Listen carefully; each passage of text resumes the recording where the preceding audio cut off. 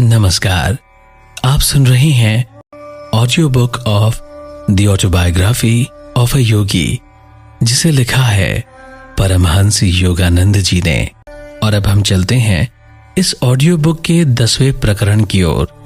अपने गुरु श्री युक्तेश्वर जी से मेरी भेंट। अपने पिताजी से आज्ञा लेकर परमहंस योगानंद जी चल पड़े वाराणसी के आश्रम में, जहां पहले ही उनके मित्र जितेंद्र पहुंच चुके थे।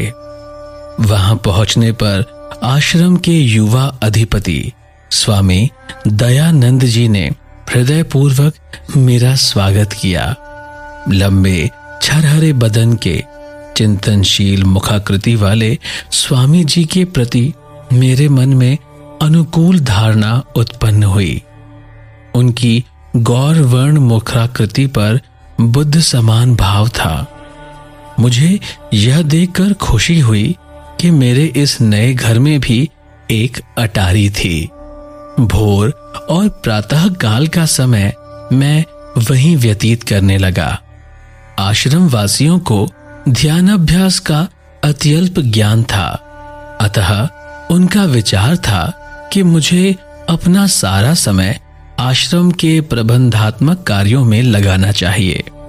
अपराह्न उनके कार्यालय में मैं जो काम करता था उसके लिए वो मेरी सराहना करते थे। ईश्वर को इतनी जल्दी पकड़ने का प्रयास मत करो। एक दिन मैं भोर में अटारी की ओर जा रहा था, तब एक आश्रम वासी ने मेरा उपहास किया। मैं दयानंद जी के पास गया, जो गंगा का दृश्य प्रस्तुत करने वाले अपने छोटे से कक्ष में व्यस्त थे।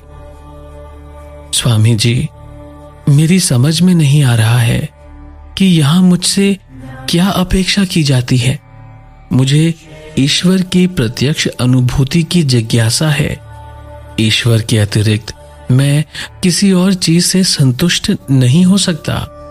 ना अच्छे कार्य के साथ जुड़ने से, ना उनके सिद्धांत से, और ना ही उन्हें करने से। गेरुआ वस्त्रधारी स्वामी जी ने स्नेहपूर्वक मेरा कंधा थपथपाया।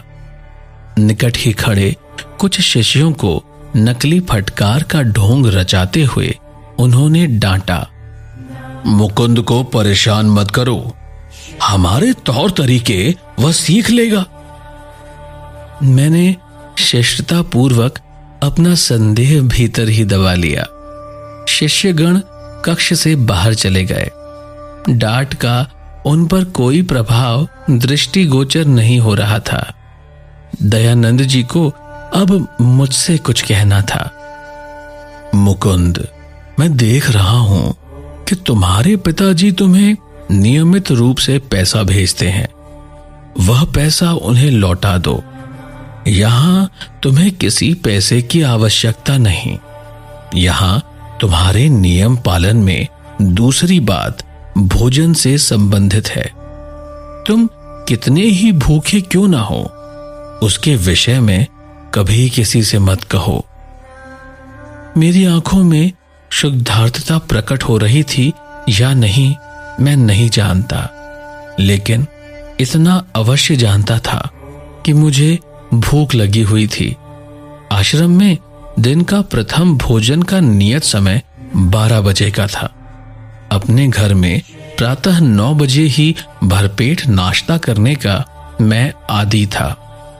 3 घंटों का यह अंतर मुझे दिन पर दिन अधिकाधिक लंबा प्रतीत होने लगा।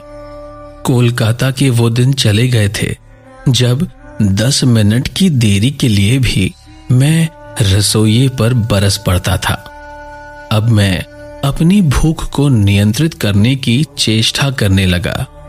मैंने 24 घंटे का उपवास पूरा किया। दुगने चाव और उत्कंठा के साथ मैं दूसरे दिन के मध्याह्न की प्रतीक्षा करने लगा। दयानंद जी की ट्रेन विलंब से चल रही है। उनके आने तक भोजन नहीं होगा। जितेंद्र ने आकर यह दारुण वार्ता मुझे सुनाई। 2 सप्ताहों तक बाहर रहे स्वामी जी के स्वागत सम्मान में अनेक स्वादिष्ट व्यंजन बनकर तैयार रखे हुए थे। उनकी भूख बढ़ाने वाली सुगंध से वातावरण भर गया था।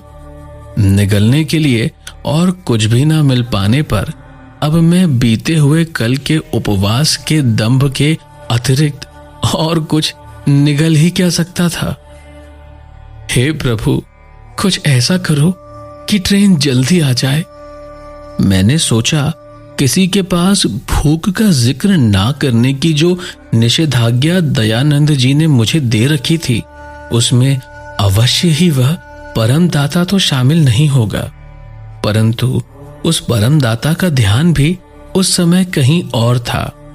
घड़ी मंथर गति से घंटों पर घंटे दर्शाती गई। जब हमारे प्रमुख महाराज ने मुख्य द्वार से प्रवेश किया तब अंधेरा छा रहा था। मैंने आनंदातिरेक के साथ उनका अभिवादन किया। दयानंद जी अब स्नान करेंगे, तत्पश्चात ध्यान करेंगे और तब जाकर भोजन परोसा जाएगा। जितेंद्र किसी अपशकुन सूचक पक्षी की तरह फिर मेरे पास आ गया था। मैं लगभग गिरने जैसा हो गया। निराहार रहना मेरे युवा उदर के लिए नया अनुभव था। पेट में दौड़ने वाले चूहे अब उसे कुतरने लग गए थे और पेट पूरी शक्ति के साथ विद्रोह कर रहा था। दुर्भिक्ष पीड़ितों के जो चित्र मैंने देखे थे, वे प्रेत आत्माओं की तरह मेरे सामने से गुजरने लगे। दुर्भिक्ष से वाराणसी में अगली मृत्यु अब किसी भी क्षण इसी आश्रम में होने वाली है, मैं सोच रहा था। संभावित मृत्यु 9 बजे टल गई। खाने का बुलावा जैसे साक्षात स्वर्गीय भोज का निमंत्रण बनकर आया।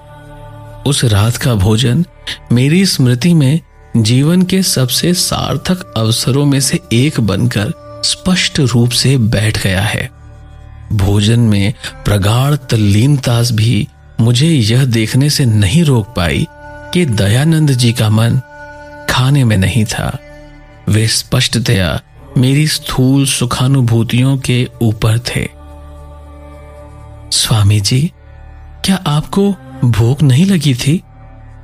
पेट फटने तक खाकर तृप्ति का सुख अनुभव करता हुआ मैं उनके काम करने के कमरे में उनके साथ अकेला था। मुकुंद जी द्वारा पूछे गए इस प्रश्न का स्वामी जी ने क्या उत्तर दिया, जानने के लिए आपको सुनना होगा द ऑटोबायोग्राफी ऑफ ए योगी की इस ऑडियो बुक का अगला एपिसोड।